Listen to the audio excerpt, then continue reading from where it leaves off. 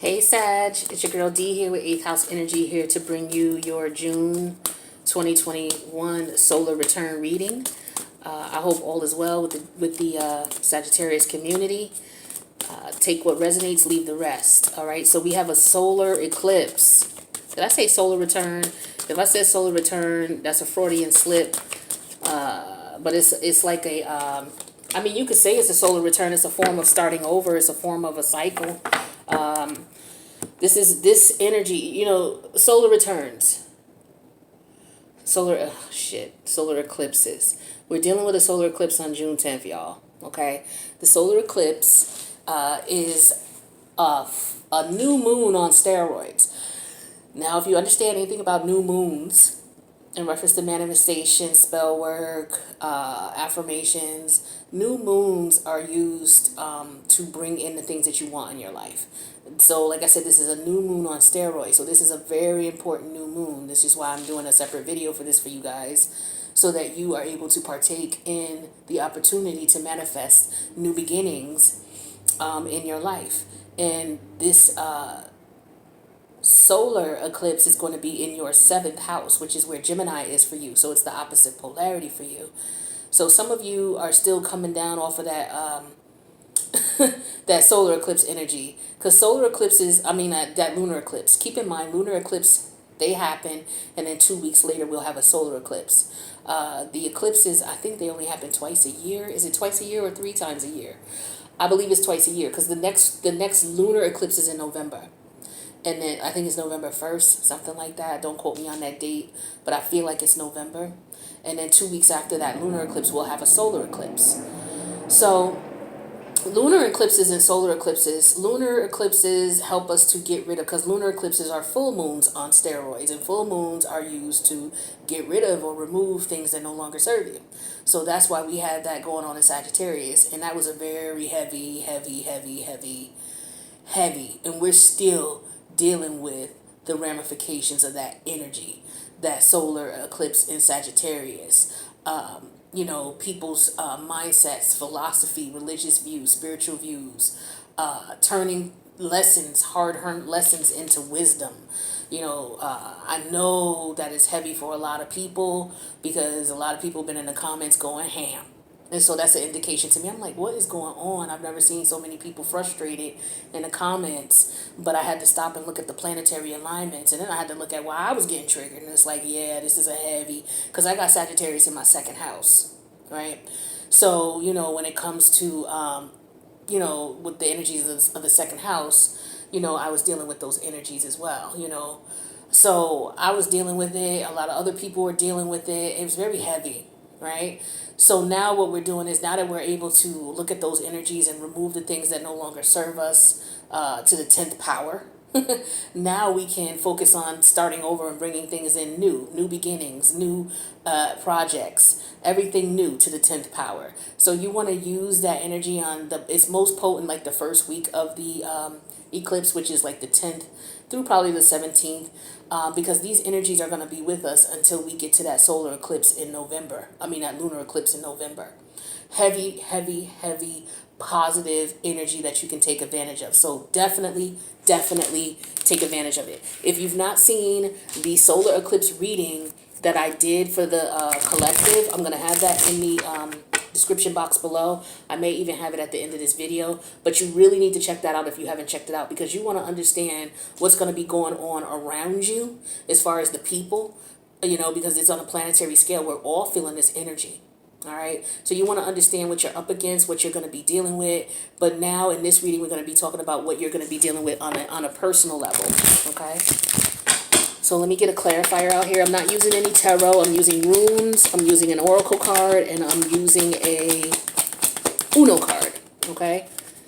So, you know, I read a lot of different things. I can read tarot cards. I can read whatchamacallit cards. I can read Uno cards. I can read playing cards. Like, I'm blessed to be able to read a variety of use different things as divination tools.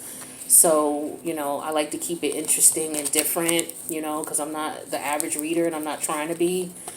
So, you know, if the reading is not for you, I definitely understand, okay? But for those of you who can rock with this, we're going to keep it moving. So let's get you a Uno card and we'll break this down.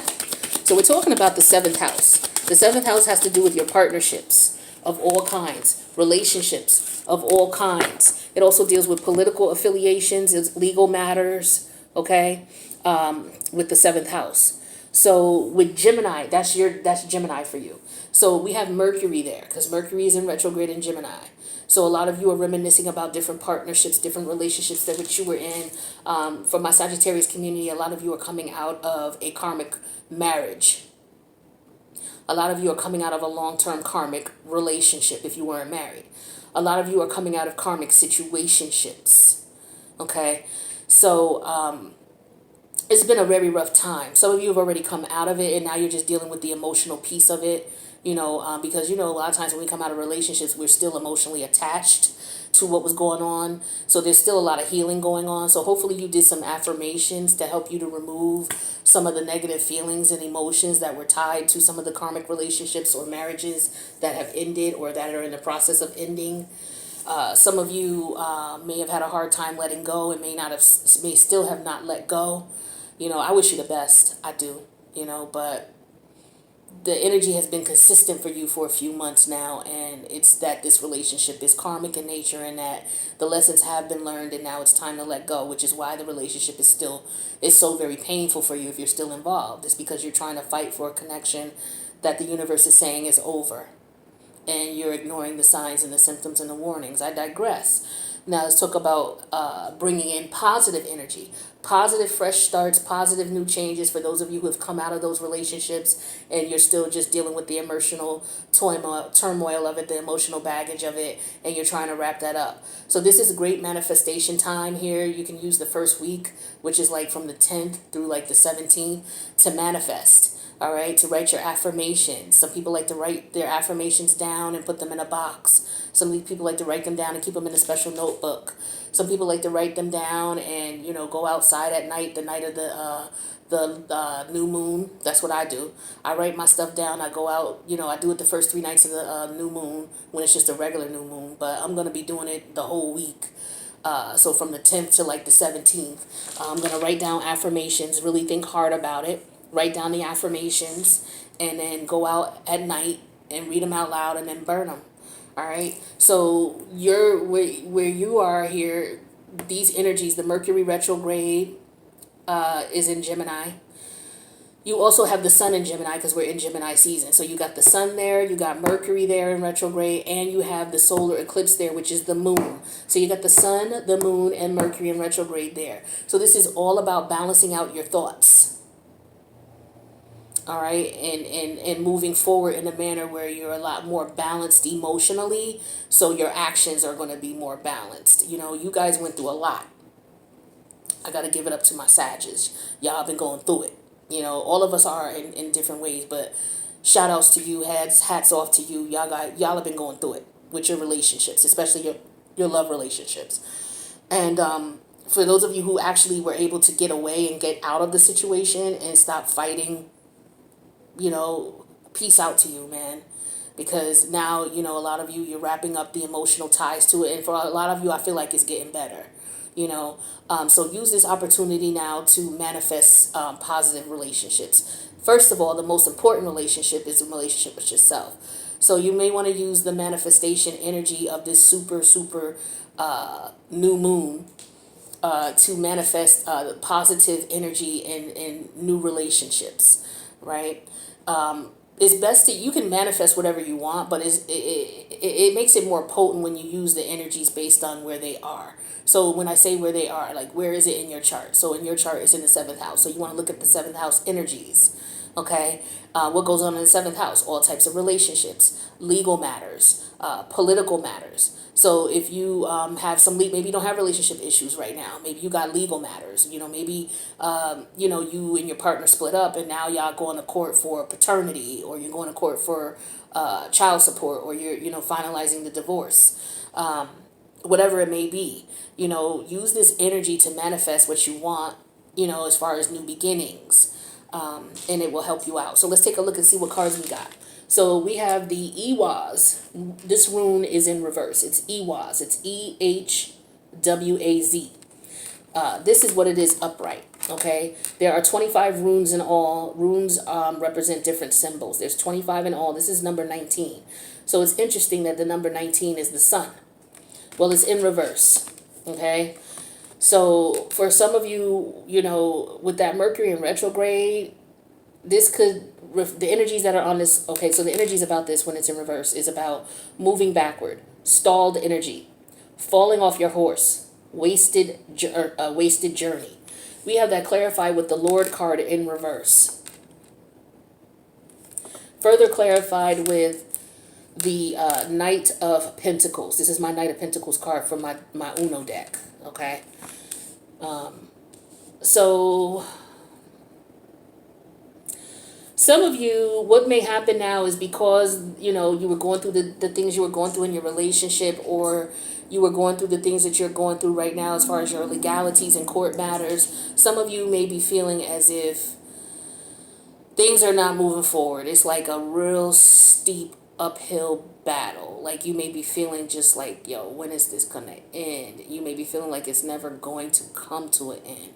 But my friend, I tell you, once the sun and the moon align in your 7th house, you are not going to be in that funk as much as you are right now. So just hold on.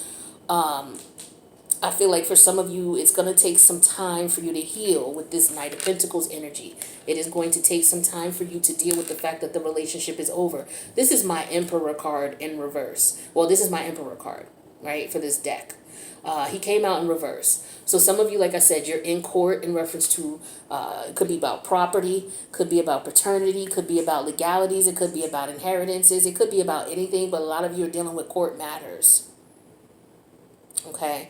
Some of you are going to get money, okay, as a result, but it's going to be money that comes in increments. It'll be steady, which is what the Knight of Pentacles is, and it will be money. So, you know, steady, it could be like monthly. So some of you are going to be getting some monthly payments as a result of your divorce, your separation, maybe something going on as far as any other forms of legality. You're going to be experiencing that. You're going to be getting money for that. Some of you, you may be feeling like you may not be happy with the amount that you get. That could be a case. For others of you, the legal process may take longer than expected. Okay, so for some of you, you may end up having to pay a lawyer. Some of you need to be careful of the lawyer you have. You may be dealing with a lawyer that's not shit, or it could be crooked. Check that out as well. Your lawyer could be stalling things, because this, like I said, this is the Emperor in reverse. The Emperor is, he could be somebody who's a lawyer, okay? The lawyer, you may not be able to move forward in your court process because you don't have money. That's what I'm getting for a lot of people, okay? So some of you, that might be the case. It's like, okay, I could move this forward, but I just don't have the money to do so. Or, you know, I got to make payments on this in order to get anywhere. So some of you, you may not even have money to get a lawyer. But I feel like with the sun and the moon coming together in the 7th house, your emotional outlook on the situation is going to change for the better. So you're going to be more emotionally aligned.